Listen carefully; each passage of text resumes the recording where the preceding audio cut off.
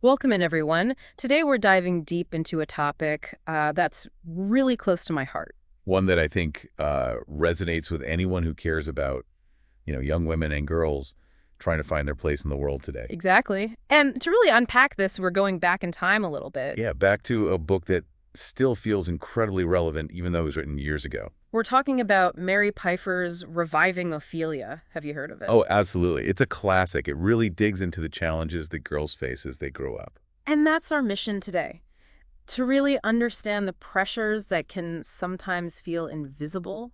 Yeah, the ones that come from, societal expectations, but also the internal struggles. Right. Like, how do you even develop a strong sense of self when you're constantly bombarded with messages about how you should look, how you should act, what you should achieve? It's like growing up in a pressure cooker. Exactly. And Pfeiffer calls this the pressure cooker of expectations. It's not just about wanting to fit in. It's that fear of being ostracized, which can be so intense.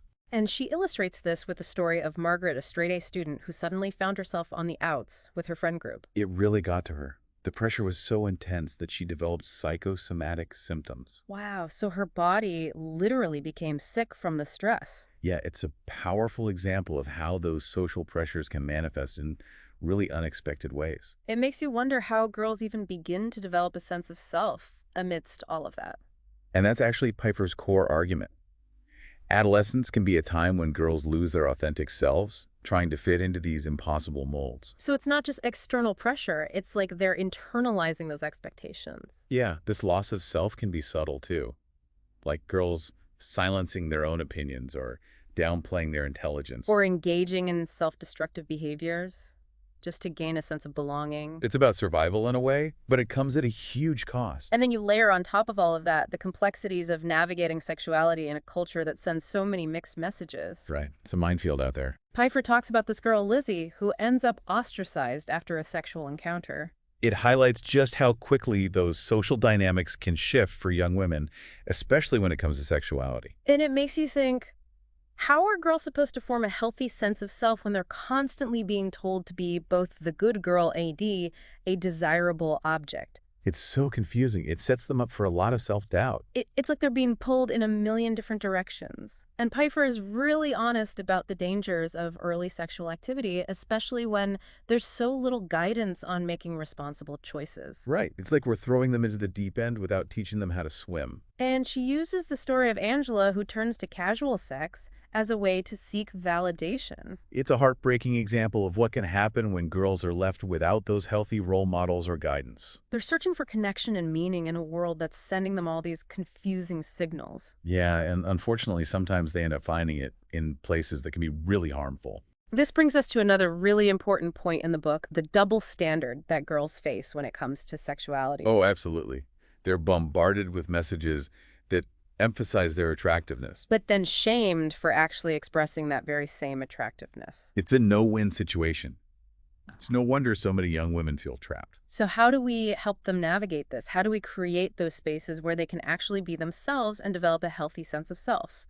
Pfeiffer talks about the importance of protective spaces. Right, those islands of safety and acceptance where girls can just breathe and be themselves without judgment. Can you give us some examples of what those spaces might look like? Sure, think of things like a supportive family, strong female role models, engaging hobbies, even just a physical space where a girl feels safe and accepted. So it's about having those outlets for passion and self-expression too. Exactly. Those spaces are so important because they provide a buffer against all of those external pressures. They give girls the space to explore their identities and build their self-worth. And to figure out who they are without all of that noise from the outside world. But it's not enough to just focus on individual solutions, right? We need to think about the bigger picture. Pfeiffer makes a really compelling argument that individual resilience, while crucial, isn't enough. We need to address the systemic issues that are creating these pressures in the first place. So we're talking about changing the messages that girls receive, empowering them to embrace their true selves, and creating a culture that values them for who they are, not just how they look. Precisely. We need to look at the root causes of these pressures and work to create a world where girls don't need rescuing. A world where they can truly thrive. Exactly. And that's what we'll dig into in the next part of our deep dive. We'll explore those systemic changes and what that fence at the top of the cliff might actually look like in the real world. Stay with us. Definitely don't go anywhere. This is just the beginning.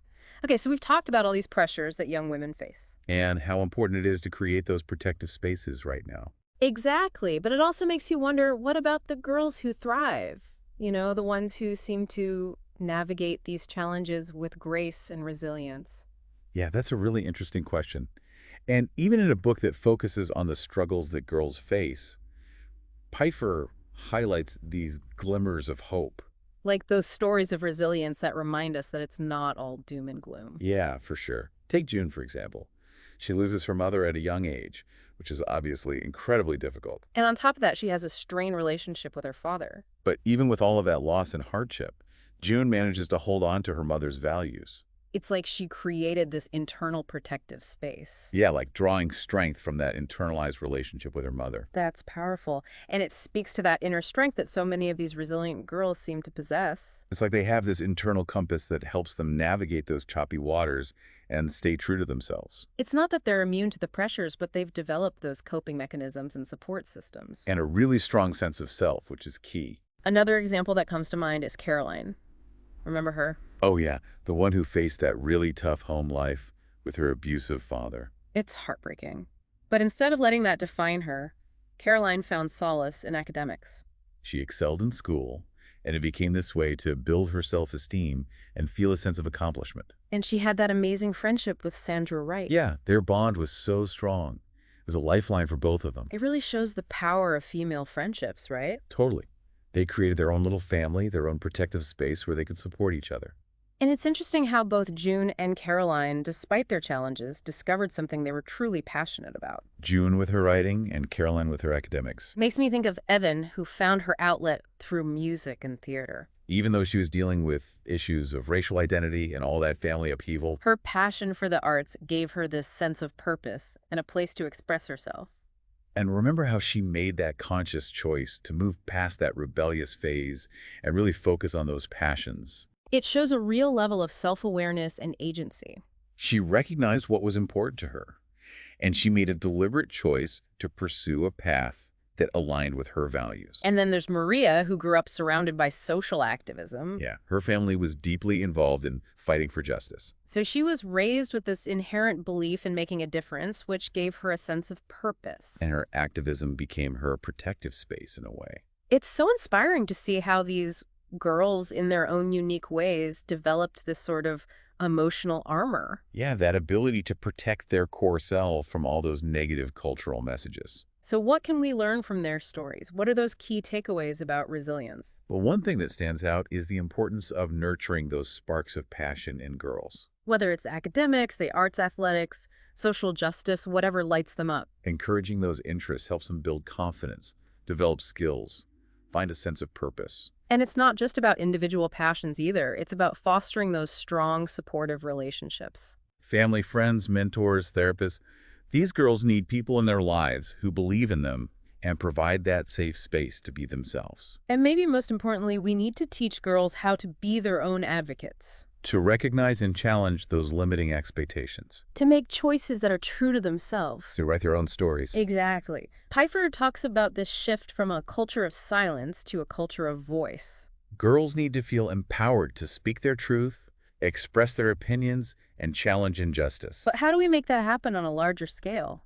Well, Pipher argues that we need a systemic change, a collective effort to create a more supportive environment for girls. So rethinking the way we educate girls. Absolutely. Yeah. And exposing them to more diverse role models. Challenging those media portrayals of women. Creating a world where girls are valued for their intellect, their creativity, their compassion, their strength. Not just their appearance or how nice they are. And we can't forget about the role of men in this equation. Right. Pipher talks about the need to engage boys in these conversations. About healthy masculinity, consent, respect for women. It's about raising a generation of boys who see girls as equals. Who value their voices and perspectives, and who are willing to challenge those harmful norms that perpetuate gender inequality. This brings us to the heart of Pipher's message. Reviving Ophelia isn't just about rescuing individual girls. It's about transforming our culture so that girls don't need rescuing in the first place. Creating a world where they can blossom into strong, authentic, empowered women. Exactly. And that's where things start to get really interesting. Because Pfeiffer doesn't just leave us with the problem. She offers some concrete solutions. Yeah, like that analogy of building a fence at the top of the cliff instead of just waiting at the bottom with ambulances. It's such a powerful image. Yeah. And it reminds us to focus on prevention rather than just reaction. But what does building that fence actually look like in practical terms? That's a great question to think about. What does building that fence actually look like? It can feel kind of overwhelming, right? It is a big challenge for sure, but I think breaking it down into smaller steps can help. Okay, so where do we even begin? Well, one place to start is with education. Imagine schools where girls' voices are really heard, you know? Like their perspectives are actually integrated into what they're learning. Yeah, and where they're encouraged to embrace their intelligence, Yeah. their leadership skills, not just, their appearance or how nice they are. So it's about giving them the tools to navigate those tricky social dynamics too, right? Like pushing back against that peer pressure. Exactly. It's about equipping them to build their own internal fence, so to speak. Hmm. I like that analogy. And this goes beyond the classroom too, right? Like, what about the media that they're consuming every day? Oh, absolutely. What if we saw more diverse representations of women in the media? Not just those stereotypical images, but women of all shapes, sizes, colors, backgrounds, achieving amazing things in all kinds of fields. Right. It's about expanding those narrow definitions of success and beauty. And challenging those double standards around sexuality too. Ugh. Yeah, those are so pervasive. Imagine a culture where girls are empowered to express their sexuality in healthy, consensual ways without feeling ashamed or judged. That would be huge. And where they're given accurate information about their bodies and relationships so they can make informed choices. And feel comfortable setting boundaries and advocating for their own needs.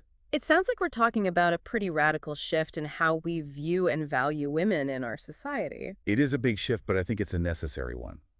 This fence we're talking about also involves creating more safe spaces for girls. Both physical spaces and emotional spaces, right? Yeah, exactly. So things like community centers, after-school programs, but also within their families and friendships. Places where they feel supported, understood, valued for who they truly are.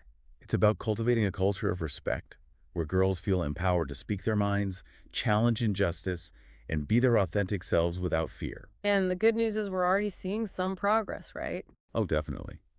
We've come a long way in terms of women's representation in leadership roles, greater awareness of gender-based violence. And it's amazing to see how young women today are leading the charge. They're speaking out against injustice, challenging stereotypes, demanding a more equitable world. It's inspiring to witness their energy and passion. Gives me hope that we're moving in the right direction. Me too. It's a reminder that we're building that fence, plank by plank. So what about you? What does this all mean for you? That's a great question. What would a utopia for teenage girls look like? I think that's something we can all ponder. Reviving Ophelia isn't just about understanding the problem. It's about taking action.